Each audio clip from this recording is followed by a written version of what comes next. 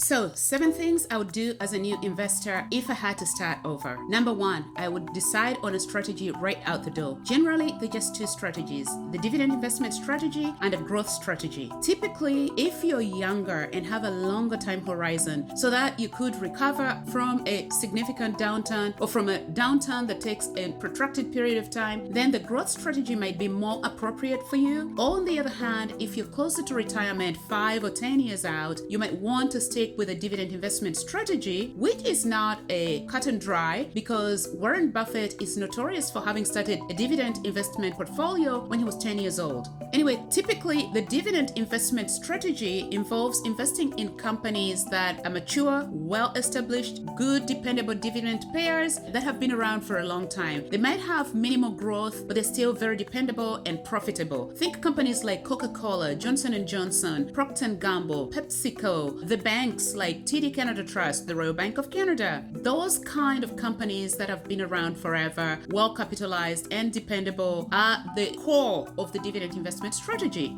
On the other hand, the growth strategy is dominated by companies that are growing at an above average rate, predominantly in the tech sector. Think Amazon, Apple, Microsoft, Nvidia, Google. So those kind of companies tend to grow at an above average rate, but they're also very prone to volatility because the rate of growth is high. When they drop, they also drop significantly. Now, if you're within a short window to retirement, you probably don't want to invest under the growth strategy because if there was a decline in the market, you might be forced to start withdrawing from your investments when they're in the red. So pick a strategy depending on your time horizon, your risk tolerance, and your investment goal, but make sure you pick an investment strategy right out the door that will help guide your stock picks along the way. Number 2, make sure you take care of these 3 items before you start investing. Make sure you can cover your basic needs, food, transportation, shelter, healthcare, and the cost of living. That's 1. Number 2, make sure if you have any high interest debt, as is typical of credit cards, you have a credit card with a large balance and it has an interest rate of maybe 18% or 21%. Make sure you've paid that up or any other loans before you start investing, because historically the stock market has returned an average rate of 10%. So if you have a large debt with an interest rate of say 18% or 21%, you're not winning even if you're putting money in the market because you're getting a return of 10%, but you're paying out a cost of 21% or 18% on money that you owe.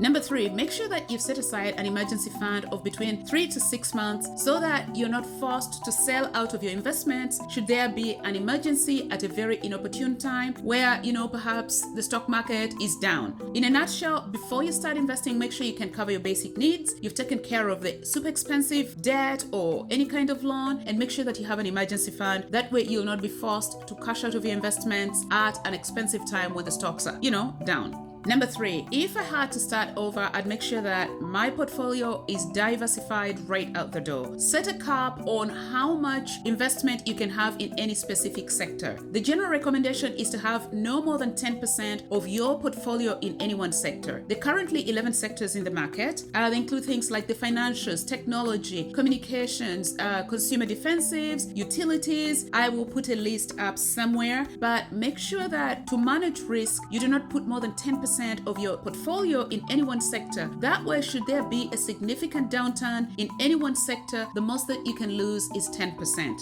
Number 4, close to number 3, make sure that even as a new investor, you set aside time annually to review and rebalance your portfolio. Because recall how you've set a cap on how much you can put in each sector. The market has its own mind. So you might find that one sector or a few sectors might be thriving and leading the entire market, like the technology sector has been doing for the last few years. If you do not stop to rebalance or review and rebalance your portfolio, you might find that the one sector that is excelling or performing very well ends up dominating your portfolio with growth. If there was a downturn in this specific sector, in the one sector in which you're excelling, you could lose a significant part of your portfolio. So make sure that you set aside time to rebalance your portfolio from year 1. It will serve you very well in managing risk.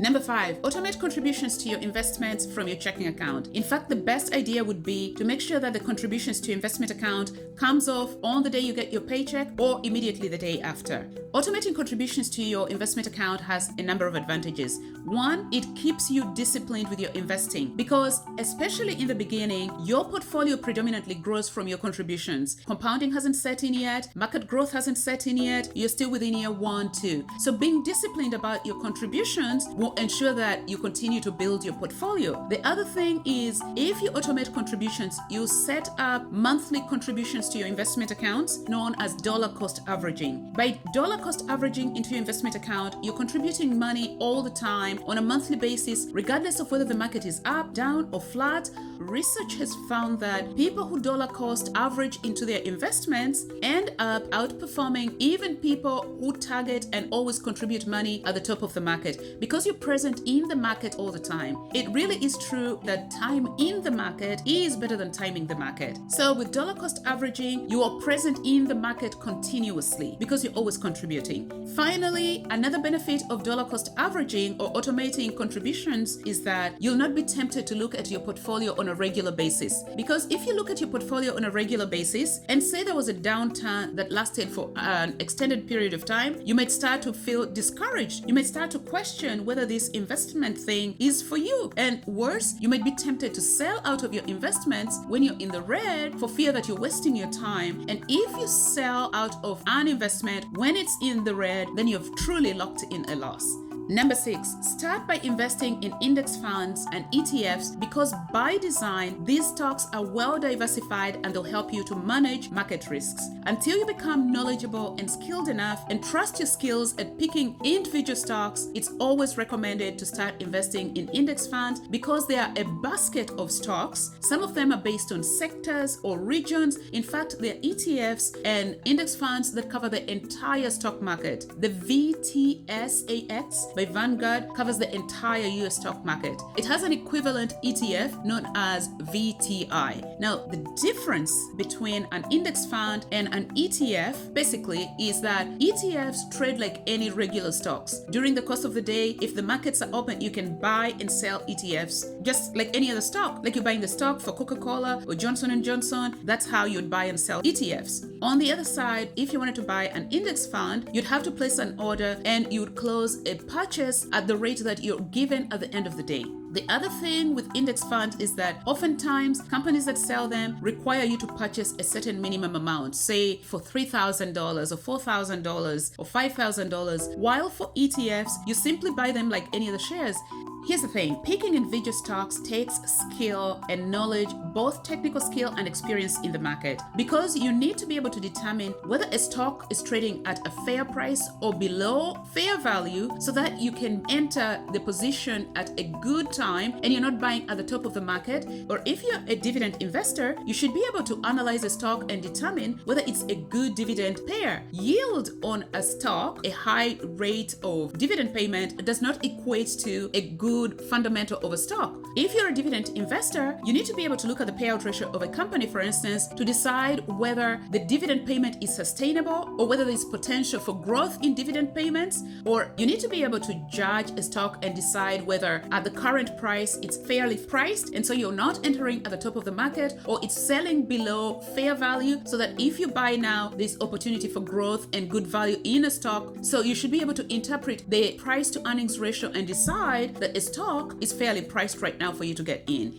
You need to be able to look at a company and decide on the financial health of a company. Analyze a company and decide, okay, they have enough liquidity to take care of, say, short-term obligations, they have enough cash to take advantage of opportunities in the market.